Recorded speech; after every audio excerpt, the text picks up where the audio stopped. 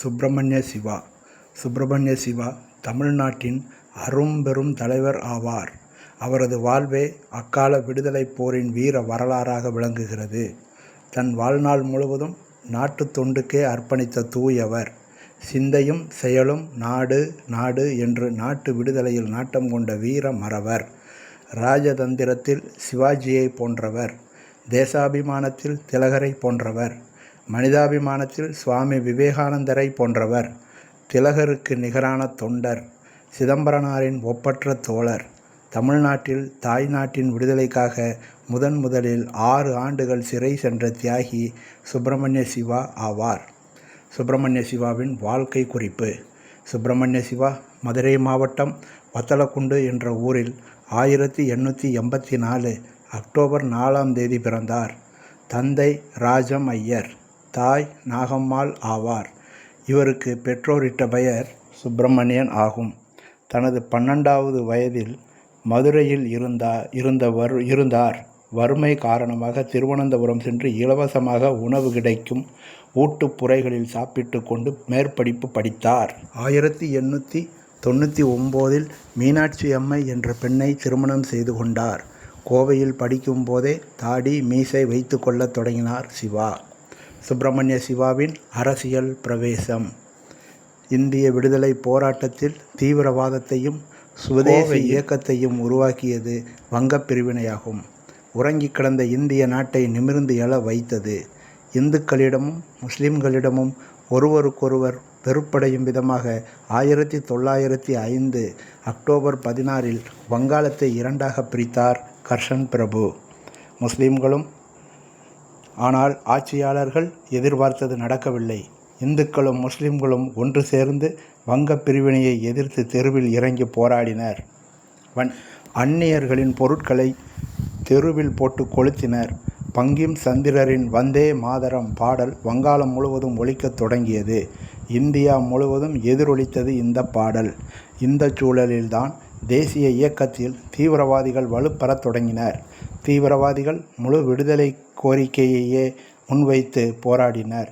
தீவிர தேசியத்தின் முத்தலை சூலமாக விளங்கியவர்கள் லாலா லஜபதி ராய், பாலகங்காதர திலகர், பிபின் சந்திரபாலர் ஆகியோர் ஆவர். இச்சமயத்தில் தமிழ்நாட்டில் வ.உ. சிதம்பரனாரும் மகாகவி பாரதியாரும் ஆங்கில ஆட்சியாளர்களை எதிர்த்து களம் இறங்கினர். சுப்பிரமணிய சிவா இக்காலத்தில் திருவனந்தபுரத்தில் ஆரிய சமாஜியான தாகூர்கான் என்ற உயரிய தேசபக்தரின் சொற்பொழிவை கேட்டு நெஞ்சில் சுதந்திர கனலை வளர்த்து வந்தார். திருவனந்தபுரத்தில் இளைஞர்களை ஒன்று திரட்ட தர்ம பரிபாலன சமாஜம் என்ற அமைப்பை ஏற்படுத்தினார். இதனால் திருவாங்கூர் சமஸ்தானத்திலிருந்து வெளியேற்றப்பட்டார். அதன் பிறகு ஊராகச் சென்று பிரச்சாரம் செய்தார். 1908 பிப்ரவரி மாதம் தூத்துக்குடிக்கு வந்து சேர்ந்தார் சிவா. கோரல் மில் தொழிலாளர் போராட்டத்தில் 900 ஆண்டிலேயே ஒட்டப்பிடாரத்திலிருந்து தூத்துக்குடிக்கு வந்து வழக்கறிஞர் தொழில் செய்து வந்தார் வ.உ.சி. ஆனால் அவர் உணர்வில் நாட்டு விடுதலையே ஆட்கொண்டது. ஆங்கிலேயரின் கடல் வாணிபத்துக்கு எதிராக 1906 சுதேச கப்பல் கம்பெனியை தொடங்கினார் வ.உ.சி. தூத்துக்குடி வந்த சிவா சிதம்பரனார் இல்லத்தில் தங்கி பணிபுரிந்தார். மக்களிடம் சுதந்திர தாகத்தை ஊட்டினார். கனல் தெரிக்கும் ஆவேச சொற்பொழிவு ஆற்றினார். தூத்துக்குடியில் இருந்த கோரல் மில்லில் வேலை செய்த தொழிலாளர்கள் வெறும் கூலிகள் என்ற பெயராலேயே அழைக்கப்பட்டனர். குறைவான ஊதியம் பெற்று கடுமையான வேலை செய்தனர். விடுமுறை கிடையாது. இந்த கோரல் மில் தொழிலாளர் பிரச்சினைகளை போக்க வ.உ.சி. சிவா ஆகியோர் வேலை நிறுத்தம் செய்ய திட்டமிட்டனர். 1908 பிப்ரவரி 23 கோரல் மில் தொழிலாளர்களிடையே சிவா சொற்பொழிவாற்றினார். வேலை நிறுத்தம் செய்தால்தான் தங்கள் உரிமைகளை பாதுகாக்க முடியும் என்றார். இதனால் வ.உ.சி. சிவா ஆகியோரின் தலைமையில் கோரல் மில் தொழிலாளர்கள் 1908 பிப்ரவரி 27 வேலை நிறுத்த போராட்டத்தை தொடங்கினர். ஊதிய உயர்வு, வார விடுமுறை, இதர விடுமுறை வசதிகள் ஆகியவை போராட்டத்தின் முக்கிய கோரிக்கைகள் ஆகும். சிவாவின் சொற்பொழிவுகளால் உந்தப்பட்ட ஆயிரக்கணக்கான தொழிலாளர்கள் தூத்துக்குடி வீதிகளில் ஊர்வலம் நடத்தினர். இந்த வேலை நிறுத்தம் தூத்துக்குடி மக்களிடையே தீவிர நாட்டுப்பற்றை ஊட்டியது. நகரமே தேசபக்தியின் உறைவிடமாக திகழ்ந்தது. இறுதியில் போராட்டம் வென்றது. ஊதியத்தை உயர்த்தவும் ஞாயிறு விடுமுறை அளிக்கவும் ஒத்துக்கொண்டது. 1908 மார்ச் 6ஆம் தேதி தூத்துக்குடி கடற்கரை கூட்டத்தில் முழங்கினார் சிவா. ஒன்றுபட்டு போராடியதால் வெள்ளையரை எதிர்த்து வெற்றி பெற்றுள்ளோம் என்றார். தொழிலாளர்களின் ஒன்றுபட்ட போராட்டத்துக்கு கிடைத்த இந்த வெற்றியானது இந்தியா முழுவதும் எதிரொலித்தது. இந்த கோரல் மில் போராட்டத்தின் விளைவாக மற்ற ஐரோப்பிய நிறுவனங்களில் பணிபுரிந்தவர்கள் அரசியல் உணர்வு பெற்றனர், போராடும் உணர்ச்சியை பெற்றனர். படித்தவர்களுக்கும் சாதாரண ஆலை தொழிலாளர்களுக்கும் இடையே ஒரு பிணைப்பு ஏற்பட்டது. ஆனால் வ.உ.சி., சிவா ஆகியோரால் தூண்டிவிடப்பட்ட கோரல் மில் தொழிலாளர் வேலை நிறுத்தம் ஆங்கிலேயரின் நெஞ்சில் அச்சத்தை ஏற்படுத்தியது. சிவாவின் வீர உரைகளால் பொதுமக்கள் அனைவரும் சுதந்திர உணர்ச்சி பெற்றனர். ஆங்கில ஆட்சி மீது வெறுப்பை காட்டினர். பொருளாதார அரசியல் நெருக்கடியை தோற்றுவித்த தேசபக்தர் இருவரையும் பழிவாங்க துடித்தனர். ஆட்சியாளர்கள் தக்க தருணத்திற்காக காத்திருந்தனர். சுப்பிரமணிய சிவாவின் முதல் சிறைவாசம் 1908 மார்ச் மாதம் 9ஆம் தேதி அன்று விபின் சந்திரபாலர் விடுதலை ஆன தினத்தை நாடு முழுவதும் சுயராஜ்ய தினமாக கொண்டாடுமாறு தீவிர தேசிய தலைவர்கள் முடிவு செய்தனர். தூத்துக்குடியில் வ.உ.சி., சிவா ஆகியோர் தலைமையில் வெற்றி விழாவை கொண்டாட முடிவு செய்யப்பட்டது. தூத்துக்குடியில் கூட்டத்திற்கு தடை உத்தரவு பிறப்பிக்கப்பட்டதால் நெல்லையில் நடத்த திட்டமிட்டனர். அப்போது நெல்லை கலெக்டராக இருந்த விஞ்ச் என்பவர் அதே நாளில் தன்னை வந்து சந்திக்குமாறு வ.உ.சிக்கும் சிவாவிற்கும் கட்டளையிட்டார். விசாரணை நடைபெற்றது. அன்று மாலை தாமிரபரணி கரையில் கூட்டம் சிறப்பாக நடைபெற்றது. வ.உ.சியும் சிவாவும் வீர உரை ஆற்றினார்கள். விசாரணையில் தினந்தோறும் நடைபெற்றது. 1908 மார்ச் 12 சிவாவும் வ.உ.சியும் நெல்லையில் திடீரென்று கைது செய்யப்பட்டனர். இந்த செய்தி காட்டுத்தீ போல பரவியது. தூத்துக்குடியில் மக்கள் ஆர்ப்பாட்டம் செய்தனர். கடைகள் அடைக்கப்பட்டன. கோரல் மில் தொழிலாளர்கள் வேலை நிறுத்தம் செய்தனர். அரசியல் காரணங்களுக்காக இந்தியாவில் தொழிலாளர்கள் செய்த முதல் வேலை நிறுத்தம் இதுதான். திருநெல்வேலியில் போராட்டம் கலவரமாக மாறியது. அரசாங்க கட்டிடங்கள் தீ வைக்கப்பட்டன. துப்பாக்கிச் சூட்டில் 4 பேர் இறந்தனர். 1908 ஜூலை 7ஆம் தேதி நீதிபதி பின்ஹே என்பவர் வ.உ.சிக்கு இரட்டை ஆயுள் தண்டனையும் சிவாவுக்கு 10 ஆண்டு கடுங்காவல் தண்டனையும் விதித்து தீர்ப்பளித்தார். தண்டனையை இருவரும் அமைதியாக ஏற்றுக்கொண்டனர். பாளையங்கோட்டை சிறையில் அடைக்கப்பட்டார் வ.உ.சி., திருச்சி சிறையில் அடைக்கப்பட்டார் சிவா. இந்த தீர்ப்பை கண்டித்து பாரதியார் இந்தியா பத்திரிகையில் ஆவேசமாக எழுதினார். பெங்காலி மற்றும் வந்தே மாதரம் போன்ற வங்க பத்திரிகைகள் கண்டித்தன. இந்த சிறைவாசத்திலிருந்து சுப்பிரமணிய சிவா 1912 நவம்பர் 2ஆம் தேதி விடுதலை அடைந்தார். விடுதலைக்கு பின் சென்னையில் குடியேறினார் சிவா. சுப்பிரமணிய சிவா திருச்சி சிறையில் இருந்தபோது சிறை அதிகாரிகள் சிவாவுக்கு செய்த கொடுமைகளுக்கு அளவே இல்லை. சிறையில் அவருக்கு கடினமான வேலைகள் கொடுக்கப்பட்டன. முக்கியமாக ஆட்டு ரோமத்தை அடித்து சிக்கு நீக்கும் பணி கொடுக்கப்பட்டது.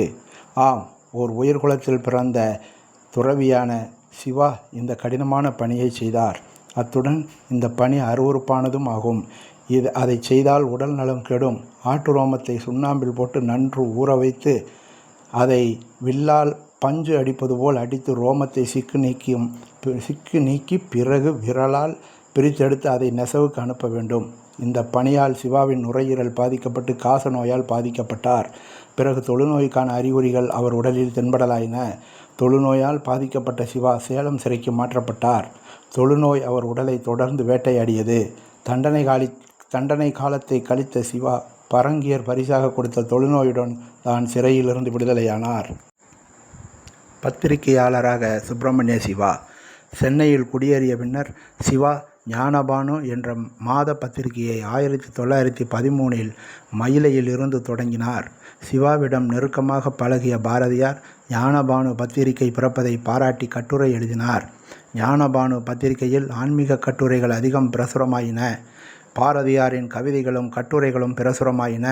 பிரபஞ்சமித்திரன் என்ற வார பத்திரிகையையும் தொடங்கினார். சுப்பிரமணிய சிவா சிறந்த ஆன்மீக கட்டுரைகளையும் சமுதாய அக்கறையுடைய கட்டுரைகளையும் எழுதினார். சிவா சுதந்திர போராட்டத்திற்கு வலிமை சேர்க்கும் விதமாக பத்திரிகைகளை கையாள்வதிலும் சிவா சிறந்து விளங்கினார்.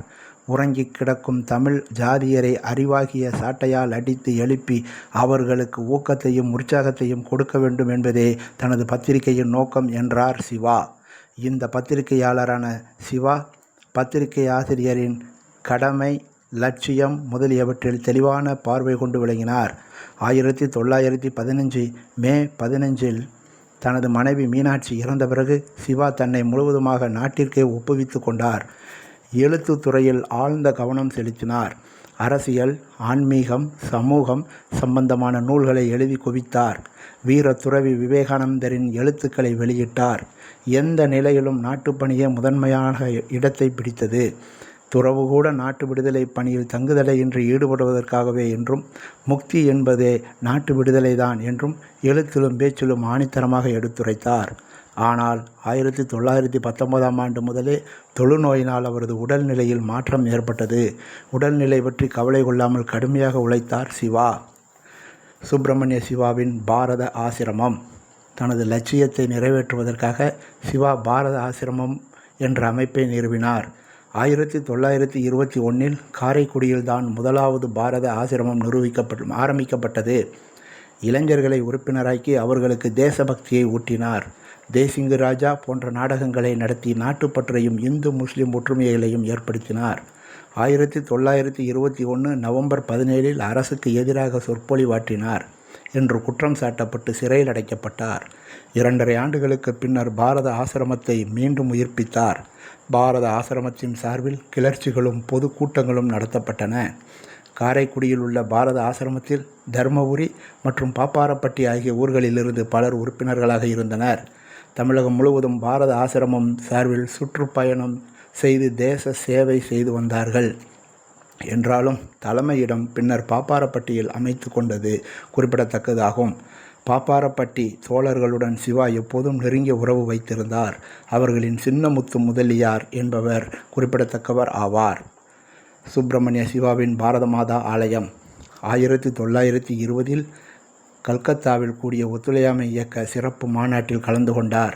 பின்னர் ஆம்பூர் கிலாபத் மாநாடு, விழுப்புரம் அரசியல் மாநாடு முதலியவற்றில் கலந்து கொண்டு சொற்பொழிவாற்றினார்.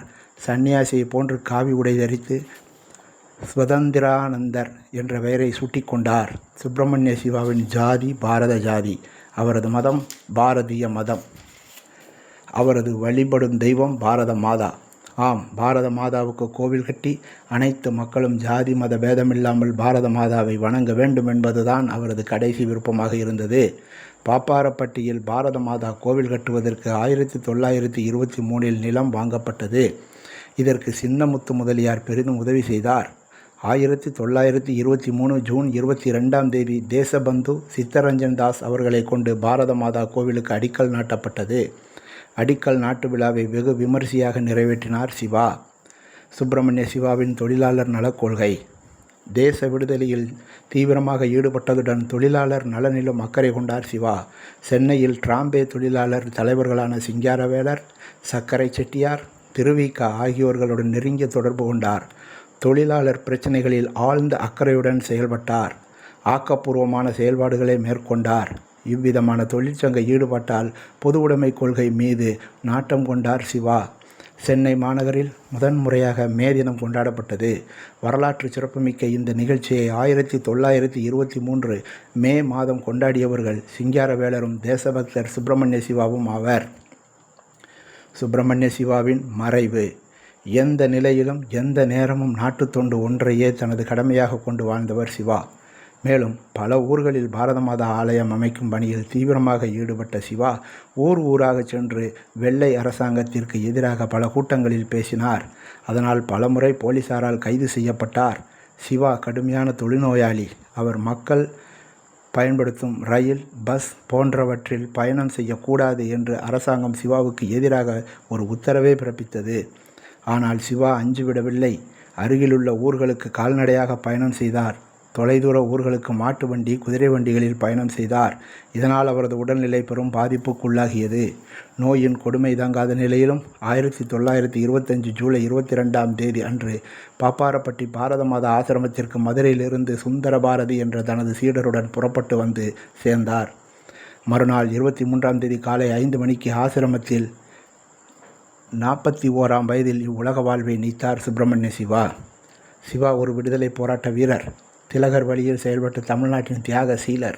தன்னலம் கருதா தூயவர், தன்னையே துறவியாக்கி கொண்டவர், நாட்டு விடுதலையே முக்கியமென கருதிய புரட்சிக்காரர், சிறந்த கவிஞர், பத்திரிகையாளர், நூலாசிரியர், எழுத்தாளர் ஆவார். இந்திய விடுதலை போராட்டத்தில் சுப்பிரமணிய சிவாவின் பங்கு மிக முக்கியமானதாகும். நன்றி, வணக்கம்.